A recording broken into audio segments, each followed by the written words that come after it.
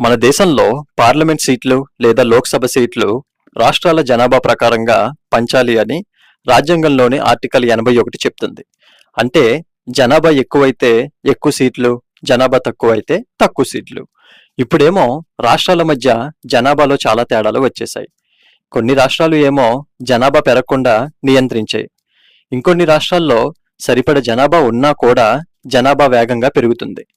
అసలే భారత్ ప్రపంచంలోనే అత్యధిక జనాభా కలిగిన దేశం.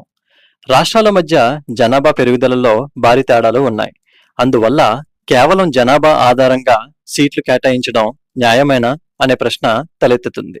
ఇలా ఉంటే జనాభా ఆధారంగా మాత్రమే సీట్లు ఇస్తే మంచి పనులు చేసిన రాష్ట్రాలకు నష్టం జరుగుతుంది. అందుకే కొత్త ఆలోచనతో ముందుకొచ్చారు. అదే డెమోగ్రఫిక్ పెర్ఫార్మెన్స్. జనాభాతో పాటు పెర్ఫార్మెన్స్ కూడా చూడాలి. ఇదేంటంటే ఎంత త్వరగా జనాభా నియంత్రించారు, ఎంత వేగంగా తగ్గించారు. ఈ రెండింటిని కలిపి సీట్లు ఇస్తే అందరికీ న్యాయం జరుగుతుంది. ఇలా చేస్తే ఏమవుతుంది అంటే పెద్ద రాష్ట్రాలకు ఇంకా ఎక్కువ సీట్లు వస్తాయి, కానీ చిన్న రాష్ట్రాల హక్కులు కూడా కాపాడబడతాయి. అంటే సమానత్వం, న్యాయం రెండూ కలిసి వస్తాయి. లోక్సభ సీట్లు ఖచ్చితంగా పెరగాల.